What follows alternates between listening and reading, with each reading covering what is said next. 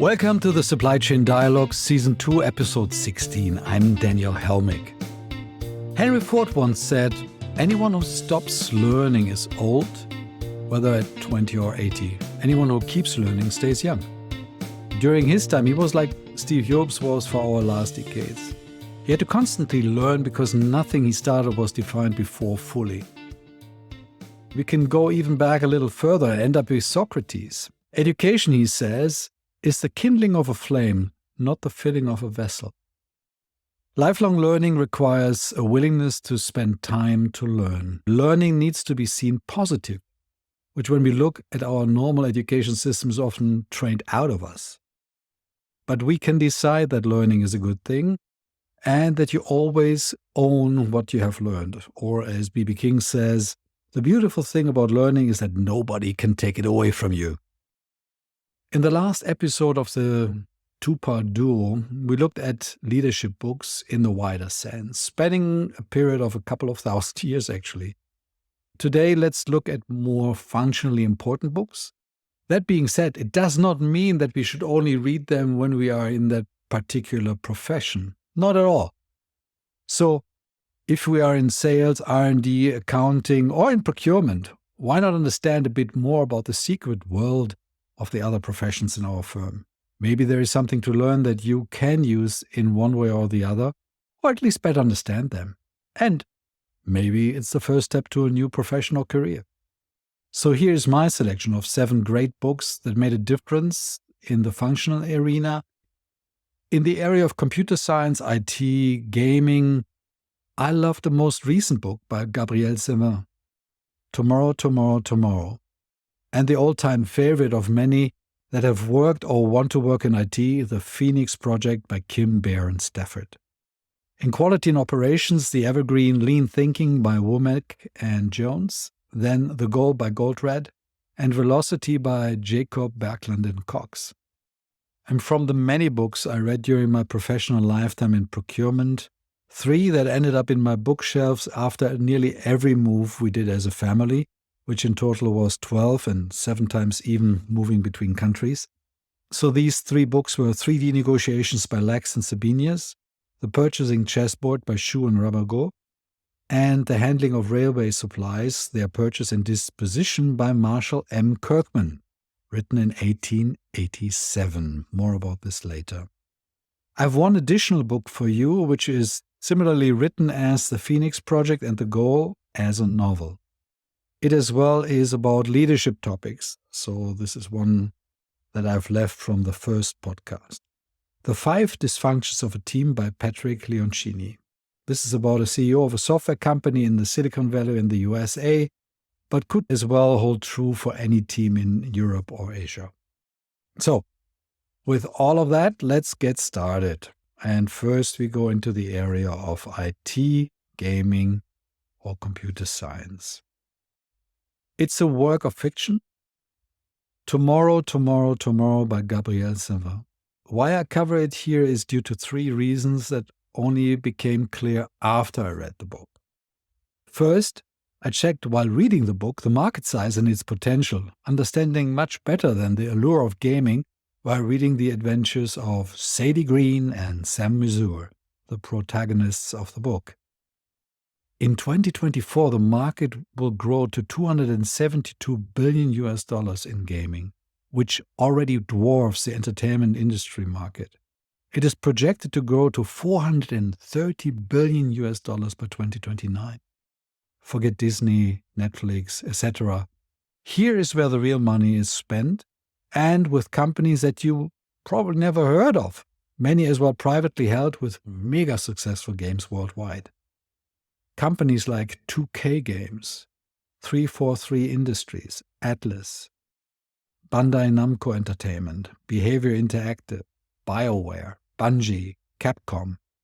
They are huge gaming companies in France, UK, Canada, Japan, and the United States, and thankfully the industry this time is not dominated like the entertainment industry by the US.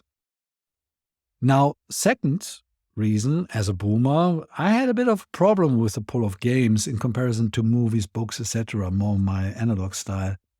Although my youngest son is really into this, I found it hard to get the hang of it. Now, after reading the book, I fully get it. And I as well see the fascination. So in other words, I understand my son and his friends better when they spend until the wee hours of the morning time in these intricate pieces of digital art. Finally, I think there is a lot of cross-fertilization that is and will happen between gaming and the so-called real world, or as the gamers put it, IRL, in real life, where they feel that the graphics are great but the gameplay is terrible. Navigation, shopping, communication, designing, building, even meeting in a safe space could be adapted in IRL. Most of it already exists in some corners of the digital world, but it might take the next generation of digital natives to fully monetize it. Now, a bit more about the book, which is written very well and gained a lot of awards in 2023. Sadie Green and Samson, or Sam Mazur, met each other for the first time in the hospital. Sadie was 11 and is in the hospital because of her sister Alice, who is being treated for cancer, while 12-year-old Sam is undergoing treatment for his broken foot. Sam was in a horrific accident that killed his mother, Annalie. Since arriving at the hospital, the traumatized Sam hasn't spoken a word to anyone. Sam breaks the silence with Sadie because of their shared love for video games, and the two quickly become best friends. A bitter misunderstanding tears them apart, and they stay away from each other for several years until Sam spots Sadie at a subway station in Boston in 1996. Sam is studying at Harvard, while Sadie is a computer science major at MIT. Sam reaches out to Sadie, and they resume their childhood friendship. Realizing Sadie is a brilliant game designer, Sam, who is a master at creating mazes and puzzles, suggests they make a video game together. Thus begins the creative, collaborative work that launches the blockbuster game Ishigo. With the help of Sam's wealthy and generous roommate, Marx, the trio starts their gaming company, Unfair Games.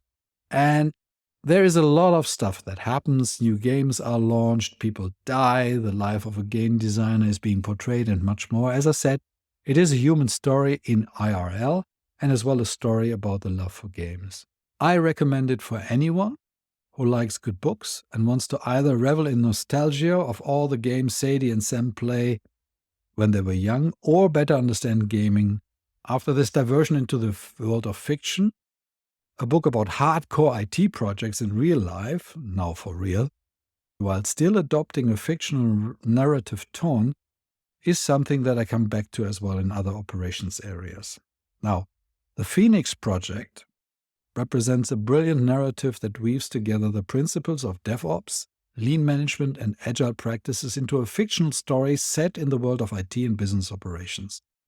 The book follows the journey of Bill, who is tasked with rescuing an over-budget and chaotic IT initiatives, codenamed the Phoenix Project. Don't we know it all? Throughout the story, the author introduces a series of concepts and practices that are instrumental in driving organizational transformation and improving IT operations. The narrative kicks off with Bill, an IT manager at Parts Unlimited, that's the name of the company, suddenly being promoted to an executive position with the responsibility of turning around the troubled Phoenix Project. As he navigates the challenges of this project and ensuing crisis, he receives guidance from Eric, a mentor who introduces Bill to the principles of the 3 ways: flow, feedback, and continuous experimentation and learning. The book articulates how the 3 ways, inspired by lean manufacturing principles, can be applied to IT operations, emphasizing the importance of optimizing workflow, creating fast and effective feedback loops, and fostering a culture of continuous improvement. These principles form the foundation of the novel's practical insights and recommendations for improving IT and business processes. As the story unfolds, Bill and his team also apply agile methodologies such as Kanban boards and iterative development to enhance their project management practices, increase transparency, and deliver value more efficiently. Additionally, they embrace DevOps practices to foster greater collaboration between development and operations team, leading to faster delivery cycles and reduced error rates. As a former operations guy and as well sourcing executive studying intently suppliers, the book grabbed me instantly, since all of this rang true with my own experiences. I only can wish that many people in IT read or have read the book. For those that did and are not sure whether to apply the principles, I can only say, do it. You will love the results.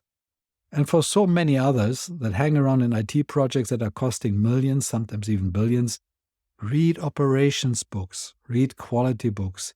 You are not the only ones who had to deal with massive projects. At the end, most of the stuff that is being done in a company is done by humans, and humans produce excellent work if done to the time-honored principles of manufacturing and quality or in software. Speaking about time-honored principles in operations and quality, let's use one and go into the sources of wisdom. Lean Thinking, the book by Womack and Jones. I was lucky enough in the 90s to actually have met Womack at a conference where he spoke. After that, we both ended up on a leather couch in the atrium, and we spent over an hour discussing his experience and what I've seen as well in the automotive industry in Europe and the US at that point in time. What I remember most from the discussion was that while the topic was fascinating, Womack was a really funny guy. And I laughed a lot while learning even more about lean. The book is called Lean Thinking, Banish Waste and Create Wealth in Your Corporation. It outlines the principles and concept of lean thinking, a management philosophy that has revolutionized, as we all know, the way many organizations operate. The book builds on the author's previous work, The Machine That Changed the World, which is as well a great read, and aims to provide a comprehensive guide to understanding and implementing lean principles in a variety of business settings. At its core, lean thinking centers around the elimination of waste, which Japanese is muda, and the continuous pursuit of value creation. Not happiness, although value creation can lead to happiness. The authors introduce 5 key principles that form the foundation of lean thinking, emphasizing the importance of defining value from the customer perspective, identifying value streams, and optimizing flow by eliminating waste. They also stress the significance of pursuing perfection through continuous improvement and respecting people as the central driver of operational excellence. By the way, this striving for perfection is not only relevant in business. Many of the principles of lean can as well be applied to one's own life. The book begins by introducing the concept of value from the customer's viewpoint, emphasizing that value is determined by the customer's willingness to pay for the product or service. By understanding and aligning with customer needs, organizations can better focus their efforts and resources on delivering value while minimizing waste, effort, and resources. I always found it amazing how little salespeople in R&D departments viewed and learned from the voice of the customer, one of the key concepts as well of Six Sigma. How many times did I see sales reps or C-suites from companies presenting my company utterly useless features, software, products that they dreamed up by themselves without any real touch with what the customer, in this case my company, needed. Womack and Jones then delve into the idea of value streams, which represent the end-to-end process steps required to deliver value to the customer. I can only recommend for anyone interested in taking cost or muda out of their company to understand process mapping. And in today's world, then as well, the digital form of process mining in data of ERPs, MES, and other systems, aligning the plan with the ugly reality. The book systematically addresses the various forms of waste that can occur with value streams, categorizing waste into 7 key types, which most of you will know. I just repeat them: overproduction, waiting, transportation, overprocessing, excess inventory, motion, and defects. I could talk about examples for each of the wastes for hours. Just one example. A supplier of mine used about 40% of the production site for repair and control. After the supplier introduced lean principles, he moved out of the production hall into a building a quarter of the size, producing quicker, better, and at lower cost. Funny enough, the supplier moved back into the building 2 years later because they gained so much additional business being competitive that they used the building again, but now producing 6 times more than before on the same footprint than at the start. This is lean, my friends. Central to the lean thinking philosophy is the concept of flow. where value moves smoothly and efficiently through the production or service delivery process. Furthermore, lean thinking emphasizes the need for continuous improvement, or Kaizen as the fundamental aspect of lean philosophy. Just ask yourself, do you have anything like an innovation process where every employee in the company can put an idea forward? Look around. Probably not. Now think about what you're using of your employees really. These are all smart, intelligent people. You hired them. So why not ask them for their opinion? The book is based on lessons learned in the 70s and 80s. The things learned by Ford and later done to perfection in Toyota and many other Japanese companies. If you're not into reading full books like these, get the gist of it with these great yellow books, Lean for Dummies. But best it is to see lean actually being applied. I was lucky enough to have seen hundreds of operations being transformed in the 19th and 2000s, and as well have seen many companies in Europe, especially UK, France, and Germany, feeling they did not need it. And they disappeared. Only because they thought that change was optional. Which is true. But as well so is survival, as Deming put it very succinctly. Now, the other book I love in the area of operations and quality is The Goal by Goldratt. Similar like the Phoenix Project, it is written as a novel. Through the compelling story of Alex Rogo, a plant manager facing a crisis at his manufacturing facility, the book introduces readers to the theory of constraint, TOC, and the principles of operational improvement. The narrative unfolds as Alex Rogo, who is facing mounting challenges as his manufacturing plant is given an ultimatum to improve production efficiency within 3 months or face the closure of the facility. Faced with this high-stakes scenario, Alex reconnects with Jonah, a former physics professor who has become a mentor. Jonah introduces Alex to the fundamental concepts of the theory of constraints, providing practical insights and guidance that significantly impacts how Alex views and addresses the operational challenges he faces. One of the central themes of the book is TOC, which is based on the fundamental principle that every complex system, such as a manufacturing process, is limited in achieving more of its goals by a small number of constraints or bottlenecks. By identifying and addressing these constraints, organization can improve overall efficiency and productivity. Throughout the story, the principles are presented through a series of thought-provoking conversations and situations in which Alex and his team apply these concepts to transform their operation. They learn to identify and manage constraints, optimize flow, and implement practical solutions to enhance the overall throughput and effectiveness of the operation. Moreover, the goal introduces the concept of Herbie, a metaphorical representation of constraints within a system. This helps portray the idea that in many operational environments, one or a few constraints impact the overall system's performance. The book effectively illustrates how individuals and organizations can systematically address constraints and improve system-wide performance. I've seen TOC being applied in many operation situations, either on the shop floor or in process settings in commercial departments. It works like a charm. To get going on this principle, I can recommend the book warmly. In the same spirit, but taking the TOC principle further, combining it with Six Sigma and Lean, we get to a book by Jacob Berkland and Cox, which is called Velocity. In this book, the authors propose integrating the 3 powerful improvement methodologies to achieve breakthrough performance in organization.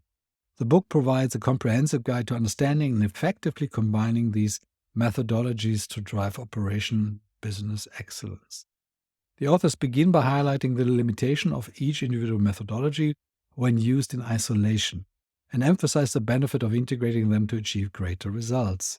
They argue that Lean's focus on eliminating waste, Six Sigma's emphasis on reducing defects and variation, and TOC's approach to addressing bottlenecks and constraints are each valuable in their own, but can be more powerful in combination. You could not believe the abyss between the Lean experts, the Six Sigma black belts, and the manufacturing folks swearing on the Book of Goldratt. Each looks at manufacturing and processes from their view of the world. The book introduces the concept of velocity as a means of integrating all three activities to maximize operational performance and speed. Velocity is a holistic approach that embraces the strength of each methodology while addressing their individual limitation. Throughout the book, the authors provide practical insights and case studies to illustrate how this can be done, emphasizing the importance of leadership commitment, organizational alignment, and a culture of continuous improvement. These are some of the interesting books I reread from time to time in the area of operation and quality, and I can wholeheartedly recommend to read through them as well. Now, coming to the part of my original profession, procurement. And while I start with 3D negotiation, I go back to what Sun Tzu said. If you prepare correctly, there is no war, and in this context of procurement, there is no negotiation necessary. This is what I teach in my strategic sourcing courses and have experienced for most of my life. If you get into a negotiation, emotions rule, even if it's just by one party, results then hence are erratic at best. 3D negotiations is the 20th century reimagination of the art of war, at least in my opinion. David Lax, one of the authors with whom I discussed this over a coffee, saw it differently, but this is how it all works with art. Well, the reader can have a different opinion than the author and can still love the book. The authors of the book, all published in Harvard Business Review, stay in the tradition of the other great negotiation books in the English language, Getting to Yes, or The Harvard Concept from Harvard University. Now, I said English negotiation books because brilliant negotiation books are as well available from other countries in different languages, but little read outside of their respective countries. With English being the dominating language for now, we tend to look at mainly those books and universities. By the way, in this context, isn't it amazing that most high-ranking universities in Anglo-American global tables are in Britain or the US? The normal statistical distribution would put more excellent universities somewhere outside of these two countries, which just represent about 5% of the human population. Maybe it has something to do with the fact that the assessment criteria used are as well Anglo-American? But I'm digressing. Let's get back to the excellent book of David Lax and James K. Sebenius. 3D negotiations, powerful tools to change the game in your most important deals. It offers a groundbreaking approach to negotiation, providing readers with a comprehensive strategy for achieving successful outcomes in complex and high-stake deals. The book introduces the concept of 3D, which involves systematically analyzing the dimensions of negotiations by maximizing value, building relationships, and mitigating risk. The authors emphasize that traditional negotiation approaches often solely focus on the deal table phase, where parties engage in direct bargaining over terms and conditions. However, 3D negotiations expands this perspective by introducing two additional dimensions: setup and design. Greetings to Sun Tzu. In the setup phase, negotiators lay the groundwork for success by shaping the underlying structure of the deal, including selecting the right parties, very important, determining who has the authority to make decision, and influencing the context and timing of negotiations. This dimension involves strategic planning and careful research to position oneself advantageously before formal discussions begin. And this doesn't mean turning on the heat in the negotiation room. It's a little bit more sophisticated. The design phase involves creatively shaping the negotiation process itself to unlock the additional value and overcome potential obstacles. This dimension includes crafting innovation deal structures, getting up contingent agreements, and using various tactics to address different interests and concerns among the parties involved. The authors emphasize the importance of using creativity and insight to design a negotiation process that maximizes value for all parties. The book places a strong emphasis on understanding the interests, constraints, and psychological dynamics that underlie negotiations. Lax and Sebenius stress the importance of strategic thinking, comprehensive preparation, and effective communication throughout each phase of the negotiation process. Both authors have and had plenty experience in advising not only on business but as well on negotiations between countries. And I'm glad they did, since their methodology is excellent. Now, since the book is published, everyone can learn how to negotiate in 3D format, but just reading it is no guarantee for success. Not sure whether they still do it, but some time ago they were as well training companies in this method. I had them train my staff at Infineon, and the training was excellent. Speaking about having brilliant methodology in the public domain brings me to the best book on category strategy, full stop. The Purchasing Chessboard by Christian Schuh and Joseph Rodabaugh, and I hope that I pronounce his name right, introduces a comprehensive and strategic framework for procurement and purchasing that can be used to drive wonderful performance and value creations within organizations. The book was written during the time the author spent at Kearney, at that point still 80 Kearney, and for the life of me I never understood why Kearney put this book in the open. But maybe they gathered that, like in the case of 3D negotiations, just reading it will not make a great category strategy process in a company. Well, I took this book as my baseline and designed category strategies more or less in line with it for hundreds of buyers and teams. We operationalized it in the early days with Excel sheets that spit out the best strategy based on answering a few clear questions about, guess what, products 5 forces. While the authors go much more in detail, at the end they had to fill 64 fields of a chessboard, the success and understanding that you can have by teaching this to buyers as well as to salespeople is fascinating. Like everywhere else, if you do not have a direction, a plan, every direction and every plan looks good. With a strategy, you start working towards a goal that good teams normally achieve, hence category strategy. The purchasing chessboard concept is founded on the principle that procurement is not a homogeneous, one-size-fits-all function, but rather consists of a variety of procurement categories that require tailored strategies to maximize value and minimize risk. The authors propose a visually conceptualized chessboard to depict the diversity of procurement categories, which vary based on factors such as supply market complexity, business impact, and the potential of innovation. The purchasing categories, symbolized by the squares on the chessboard, are segmented into 4 quadrants. One of the central concepts of purchasing chessboard is the strategic segmentation of supplier relationships and procurement categories.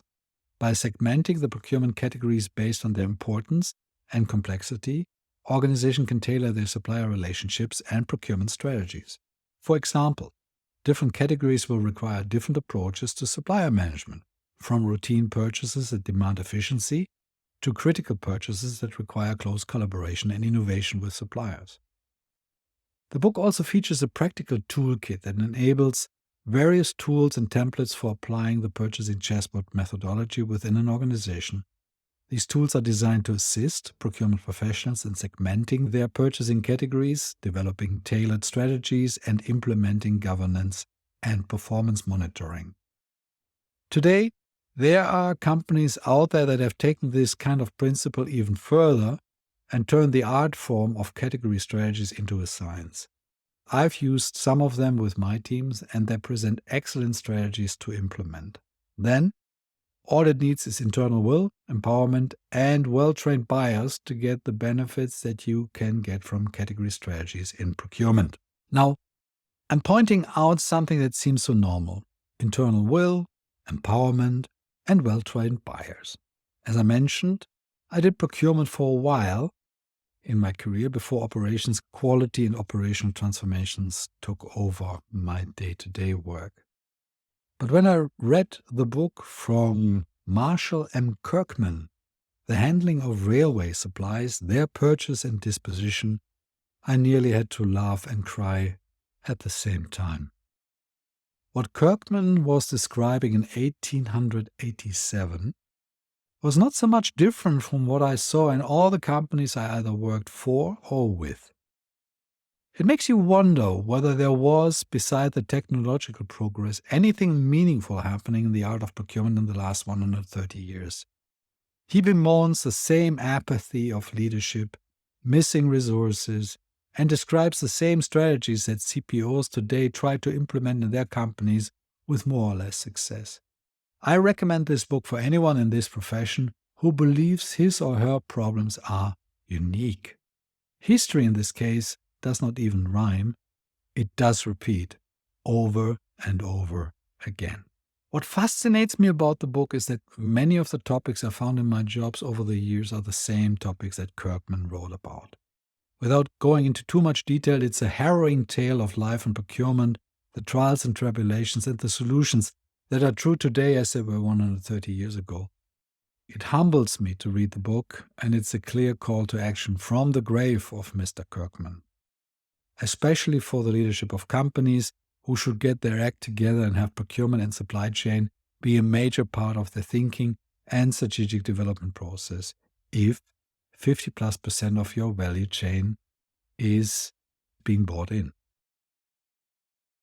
It is not simply a matter of putting a few people of diverse education in place and let them go about in the dark, which can call management by champions, but getting the best people, which is people you like to work with, and put them into the room with the rest of the so-called executive leadership team.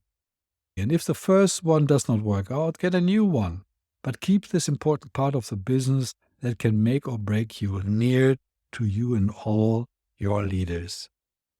So far, we talked about IT, operations, quality, and procurement. So I return now to one of my other favorite leadership books, ending on the same topic that I began with the first installment. By now, you will have realized that I like business books that tell a story and take the reader on a journey of discovery of the protagonists. The 5 Dysfunctions of the Team by Patrick Leoncini is a fine example of this. It is a compelling leadership fable that examines the fundamental causes of dysfunctions within teams and presenting actionable strategies for high-performing teams. Leoncini takes readers on a journey through the dynamics of a struggling executive team, illustrating the 5 key dysfunctions and the corresponding remedies to overcome them. This insightful fable offers the valuable lessons for leaders, managers, and team members seeking to improve collaboration, communication, and overall team effectiveness. The 5 dysfunctions outlined in the book are presented as layers of a pyramid, with each dysfunction building upon the one below it. At the base of the pyramid is the first dysfunction, absence of trust. Leoncini contends that trust is the foundation of effective teamwork and that it is crucial for team members to be vulnerable and open with one another. When trust is lacking, team members are hesitant to express their true thoughts and feelings, leading to a fear of conflict and a reluctance to engage in healthy debate and disagreement. The second dysfunction, fear of conflict, manifests as artificial harmony within the team. Instead of addressing and resolving issues through constructive conflict and candid discussion, team members avoid disagreement and fail to challenge one another's ideas. The absence of productive conflict can limit the team's ability to innovate, make informed decisions, and achieve optimal outcomes. The next dysfunction is the lack of commitment, which arises from teams' inability to openly debate and participate in decision-making commitment. The team members are reluctant to voice their opinion and concerns. They may struggle to align with decisions and fully commit to agreed upon courses of action. This lack of commitment can lead to inefficiency, missed opportunities, and reduced accountability, which we all know. How many times have we said in meetings where there were 5 to 6 people completely silent, with later in the hallway saying that they will not agree to work on the solution that has been proposed in the meeting? The fourth dysfunction, avoidance of accountability, emerges from the team's failure to hold one another accountable for their behaviors, actions, and performance. When individuals shy away from addressing and resolving accountability issues, it can lead to a lack of ownership, discipline, and follow-through, hindering the team's overall performance and success. At the apex of the pyramid is the 5th dysfunction, inattention to results. Leoncini explains that when team members are preoccupied with their individual needs or departmental goals above the collective objectives of the team, it undermines the team's overall effectiveness. This focus detracts from the shared efforts required to achieve meaningful collective results. Now, to overcome these dysfunctions, Leoncini presents as well a series of strategies and principles for building a cohesive and high-performing team. These include cultivating vulnerability-based trust, fostering healthy conflict and debate, creating clarity and alignment around team objectives, and fostering individual and team accountability, while prioritizing collective results above personal achievements. That's what I mentioned to all CPOs that have worked for me. In the moment that you become a CPO, your first team is no longer the people that you think you have to represent. Your first team are your peers from all the other departments. I have seen all these dysfunctions, probably as well as you, in all layers of the company up to the management board level. Heck, I've seen supplier board members come separately to my office to discredit their peers. I ran teams that were dysfunctional and spent tremendous time to rectify mistakes done in the past, or sometimes as well by me. Believe it or not, I even gave, in one instance, everyone in my leadership team a copy of the book over Christmas, asking them to reflect on this and then help me to get to a high-performing team together. To be clear, often it means removing some of the bad apples before the whole team is starting to rot. This means that the leader is part of the problem and can be part of the solution. And let's face it, there are as well egomaniacal leaders out there. And that requires a team that has trust in each other, which is the base of the pyramid, to get rid of the wrong leader. So it's a two-way street. But there's as well a lot that can be accomplished by team reflectioning and change. Every team can improve. So I love this book, and I believe it should be a must-read for any team, especially any management or executive board. With that, I hope you enjoyed this episode of the Supply Chain Dialogues. If you did, please subscribe if not already done before. Share it with a colleague, friend, or any decision makers you know in your company. Stay safe, be bold, and see you in 2 weeks. And sharpen the saw every day so that you stay sharp and live a little bit better day by day by day. These are the Supply Chain Dialogues, produced and copyrighted by Helmig Advisory AG in 2024.